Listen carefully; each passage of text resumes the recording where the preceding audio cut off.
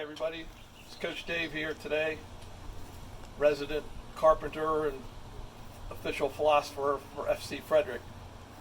Today I've got a quick little project for you to make an outdoor piece of equipment for your kids. You're probably getting tired of them knocking the ball around inside the house.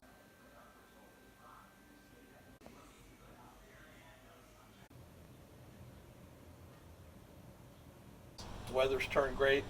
It's probably time for them to get outside, so I'm going to give you a little something they can use to accomplish that and get a lot of touches on the ball. We're going to take this nice pile of lumber here,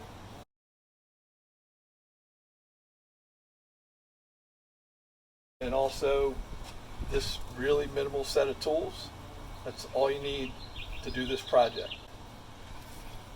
You can get all of this together for about $26, and including having the lumber yard, your favorite maybe orange themed home improvement store, do the cuts for you, so that even minimizes the number of tools that you need. So it's a really simple project. It's pretty quick and easy to do, and it's a nice durable pressure treated lumber piece so that you can live with it outside. I know how it would be with my kids. If this was in the garage and they had to pull it out every time they went to use it, it probably wouldn't get used very much. Wait a minute, let me rephrase that. Once they took it outside to use it, it would never come back in. That's why it's going to be made out of pressure treated lumber, so it can live outside. It's always there for them to play with. It's also going to be relatively lightweight, so that they can move it around without too many issues as well. So without any more small talk, let's start building. All right, so now we're down to the assembly. Once again, I've really simplified this design so that you have very few tools that you need. In fact, there's only a couple of spots where you're going to have to do any real measuring. There's a little bit of leftover lumber, so one of the pieces is going to be used as a spacer, so you don't have to measure. It's pretty close to the size of one of the other boards, so you want to mark it so you don't mix them up. We need the right size in the right spot. All right, first thing we're going to do, set up our back support boards. We're going to use the middle one. The one that's going to end up in the middle is an alignment block.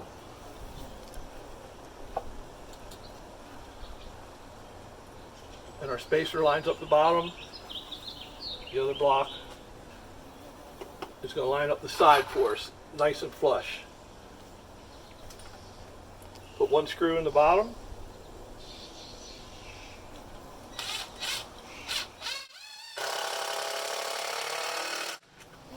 Make sure you're putting it on the inside board, not the outside board. Once again, that's our spacer, right?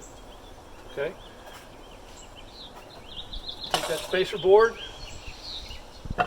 move it over to the other side. Bottom spacer board, same thing.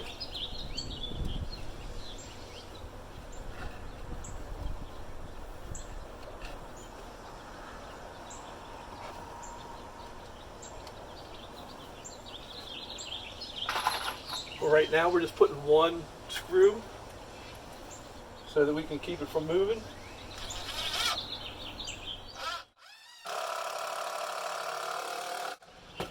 And get everything lined up later.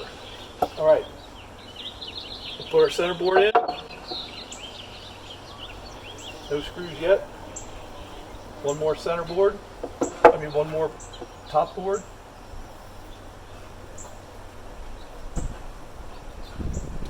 And use the future center board again as our spacer over here. And I'm going to put one screw in the top. And you'll see why in a minute.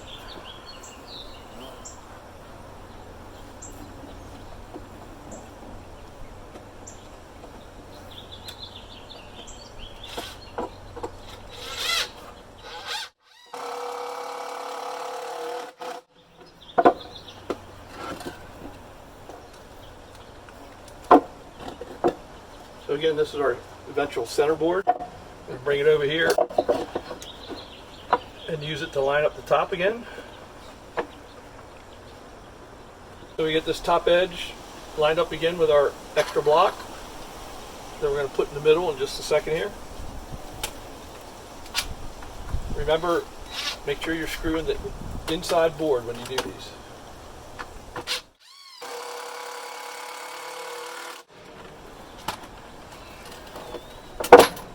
Alright, so this is why we only screwed the corners. We want to get it square, so we're going to measure from this corner to here.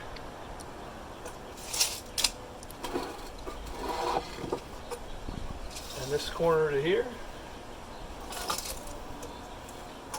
Magically,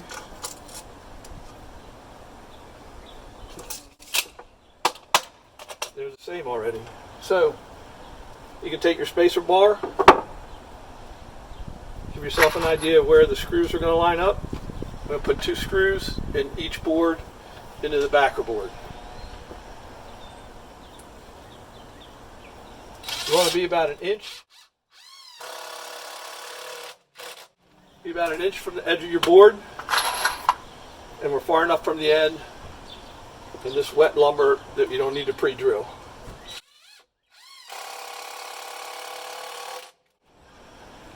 Just nice and flush, don't need to bury it.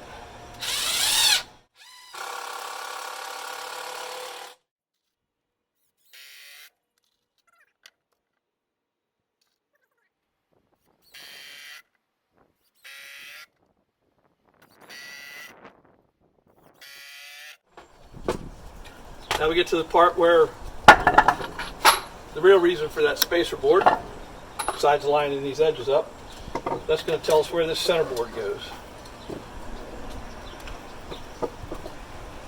We're going to push the spacer board up against this board.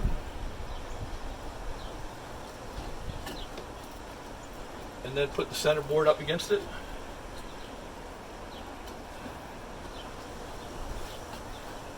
One screw in the bottom.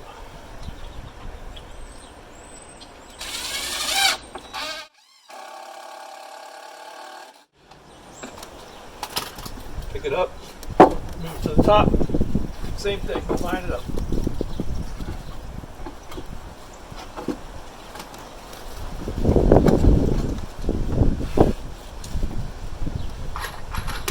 So this center board kind of doesn't matter where it ends up, as long as it's not sticking above the top or down below the bottom. It's just to hold these in the middle together. Last time for the spacer board. Get this lined up so you make sure you're putting it in the board.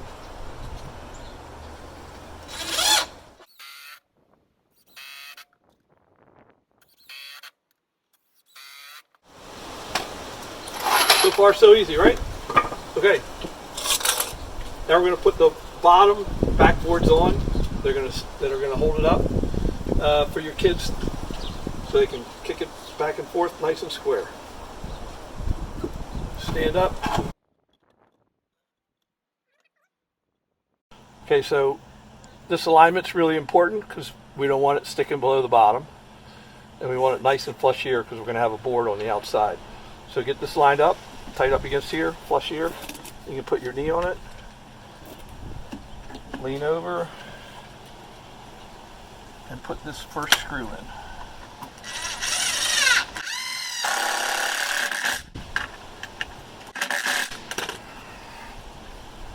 Second screw.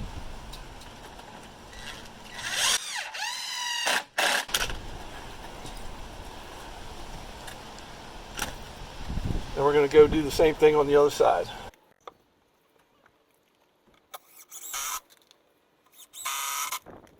Okay, so we're moving down towards the end here, so we're going to put our back spacer bar in.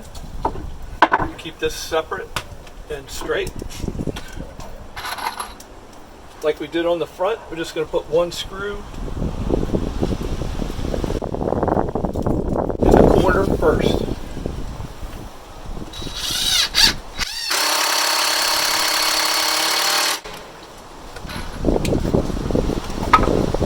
Line the corners up best you can. does help if you kneel on it so it won't move until you get it screwed in.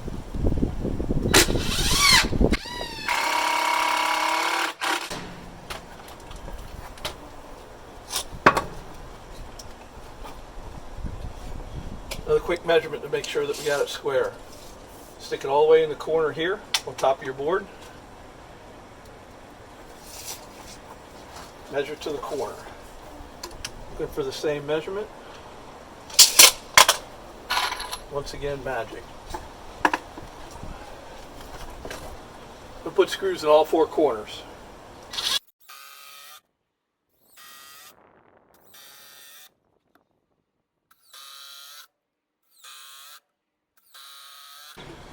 All right, one more time for the famous spacer board.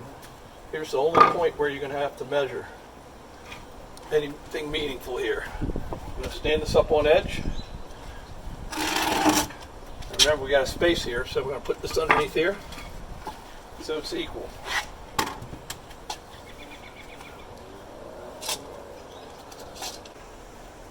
Quick little mark at 14 from the bottom. 14 from this edge, put up there nice and tight. And we're going to lay up our angle pieces to hold everything together. And everybody's got those big power kickers at home. This thing's going to have to hold up. So now that we made those 14-inch marks, we're going to put our back braces on. I'm going to screw this in a nice triangle, get 3 screws in this board.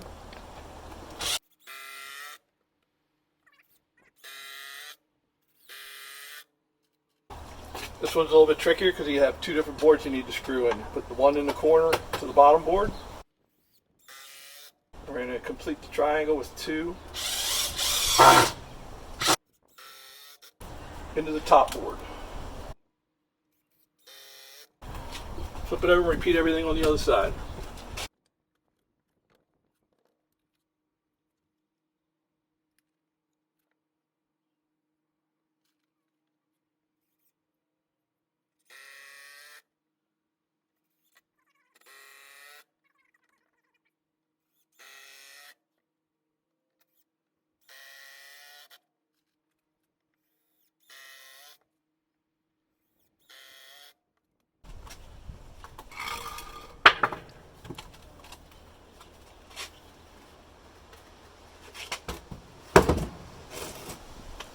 Done.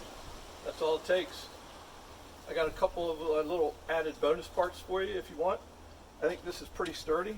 It's going to take your average kick with a soccer ball, but if you got big power kickers in your house, like you saw in Coach Spink's video, I'm going to show you how to hold it down to the ground a little bit better. So we're going to add some spikes in the back and also a couple holes in the center bar for storing them when you're not using them. Okay, so here's the last little extra bit if you decide you need to stake this to the ground. Simple 1/2 inch by 12 inch galvanized spike from Arts Theme Big Box Store or your other favorite. And we're just going to drill a hole into each back corner so that you can drive these in. I'm also going to drill a couple of holes in here so that you can store them. You'll see that at the end. Again, I'm working on a driveway. I don't want to run my drill bit into the concrete, so last chance. Spacer block has a job. Stick it on the corner. Change your drill bit.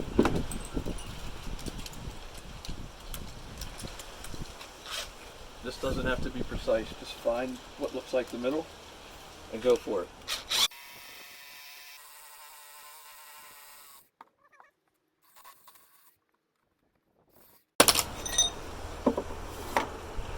One on each side. So here we are with the finished product.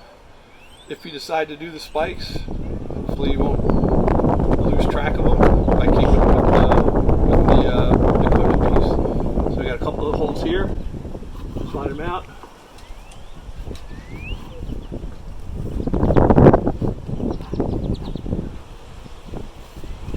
And if the ground's gotten hard, guess what else you can use your spacer piece for?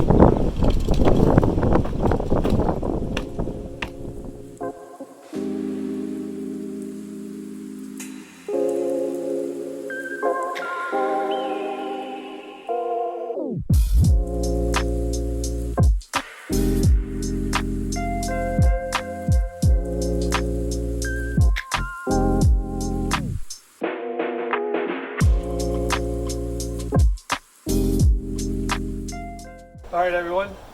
There you go. Coach Dave, resident carpenter, official philosopher for FC Frederick. Be smart, be strong, be safe, stay healthy. Signing off.